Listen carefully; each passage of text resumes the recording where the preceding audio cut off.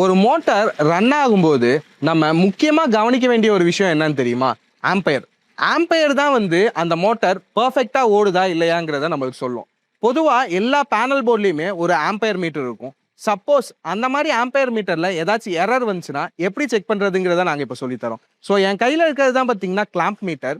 இதில் வந்து நம்ம வோல்டேஜ் செக் பண்ணலாம், கண்டினியூட்டி செக் பண்ணலாம், ஆம்பையர் கூட செக் பண்ணலாம். ஃபர்ஸ்ட் இந்த கிளாம்ப் மீட்டரை நம்ம 60 ஆம்ஸ் ரேட்டிங்கில் வச்சுக்கணும்.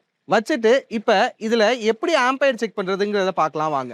ஸோ எல்லா மோட்டார்ஸ் அண்ட் பம்ப்ஸுக்குமே 2 லைனுங்கிறது போகும். ரெட் கலர் வந்து ஃபேஸ், ப்ளூ வந்து நியூட்ரல். நம்ம இதை 60 ஆம்ஸில் வச்சதுக்கப்புறம் இந்த கிளாம்ப் மீட்டரை ரெட்டுக்குள்ளே நம்ம கனெக்ட் பண்ணுறோம். இப்போ நம்ம இந்த கிளாம்ப் மீட்டரை ஒரு 1.5 ஹெச்பி மோட்டர் கூட கனெக்ட் பண்ணியிருக்கோம். ஸோ இது வந்து ஃபுல்லி ஓப்பன் கண்டிஷனில் பார்த்தீங்கன்னா 10.4 ஆம்ஸ் எடுத்துகிட்டு இருக்கு. இப்போ கொஞ்சம் கொஞ்சமாக ஹெட் லோட் பண்ணலாம். ஆம்பையர்ல டீவியேஷன் வருதாங்கிறத பார்க்கலாம். இப்போ இந்த மோட்டரை அதோட ஆப்டிமல் ஒர்க்கிங் கண்டிஷனான ஒரு 300 ஃபீட்ல வச்சிருக்கோம். இப்போ பார்த்தீங்கன்னா இந்த மோட்டார் எடுக்கக்கூடிய கரண்ட் வந்து பார்த்தீங்கன்னா 10.15 டு 10.16 ஆம்ஸ் எடுத்துட்டு இருக்கு. இதுதான் வந்து இந்த மோட்டருக்கு பர்ஃபெக்டான ஒரு ஆம்பையர்.